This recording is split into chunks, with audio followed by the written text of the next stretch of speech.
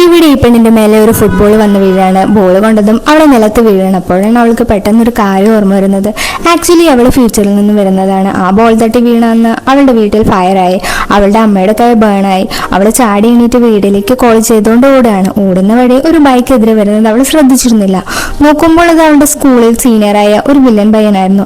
വേറെ വഴിയില്ലാതെ അവളെ വീട്ടിൽ ഡ്രോപ്പ് ചെയ്യാൻ അവനോട് പറയാണ്. അവളുടെ പാനിക്കായ മുഖം കണ്ട് അവൻ അവളെ ഹെൽപ്പ് ചെയ്യാമെന്ന് സമ്മതിച്ചു. എന്നാൽ ഈ സമയം അവളുടെ വീട്ടിൽ അവളുടെ ബ്രദർ കുക്ക് ചെയ്യാൻ തുടങ്ങിയിരുന്നു. അപ്പോഴാണ് അവളുടെ ഫ്രണ്ട് അകത്തേക്ക് കയറി വരുന്നത്. ആക്ച്വലി ഇവളും ബ്രദറും കണ്ടാൽ കീരിയും പമ്പുമാണ്. അവനെ കണ്ടതും രണ്ടുപേരും തമ്മിൽ അടിയായി. ഈ സമയം അവരുടെ ബ്രദർ സ്റ്റവ് ഓഫ് ചെയ്യാൻ മറന്നു. അവിടെ തീ പടർന്നുകൊണ്ടേയിരുന്നു. പുക വരുന്നത് പോലും ശ്രദ്ധിക്കാതെ രണ്ടാൾ അടിയായിരുന്നു. ഈ സമയത്താണ് അവൾ ബൈക്കിൽ വന്നിറങ്ങുന്നത്. നോക്കുമ്പോൾ ഉള്ളിൽ നിന്നും പുക പടരുകയാണ്. അവൾ അതുകൊണ്ട് ഓടി അകത്തേക്ക് ചെന്നു. എന്നാൽ അവരുടെ അയൽവാസികൾ ഒരു ടേബിൾ എടുത്ത് സ്റ്റെപ്പിൽ കൂടെ ഇറങ്ങി വരികയാണ്. ഇത് കണ്ട് അവൾ അതിനിടയിൽ കൂടെ നുഴഞ്ഞു കയറി പോവാണ്. ഇതെല്ലാം കണ്ട് ആ വില്ലൻ പയ്യൻ ജമ്പ് ചെയ്ത് മേലെത്തി. ഈ സമയം അവളുടെ ബ്രദർ ആ ഫ്രണ്ടിനെ അവിടെ നിന്ന് പുറത്തേക്ക് എത്തിച്ചു. വില്ലൻ പയ്യൻ അവിടെ തീ അണയ്ക്കാൻ ശ്രമിച്ചുകൊണ്ടേ ഇരിക്കുകയാണ്. പെട്ടെന്ന് അവളുടെ അമ്മ ഉള്ളിലേക്ക് വന്നു. അവരെ കണ്ടതും കൈക്കൊന്നും സംഭവിച്ചിട്ടില്ല എന്ന് അവൾക്ക് മനസ്സിലായി.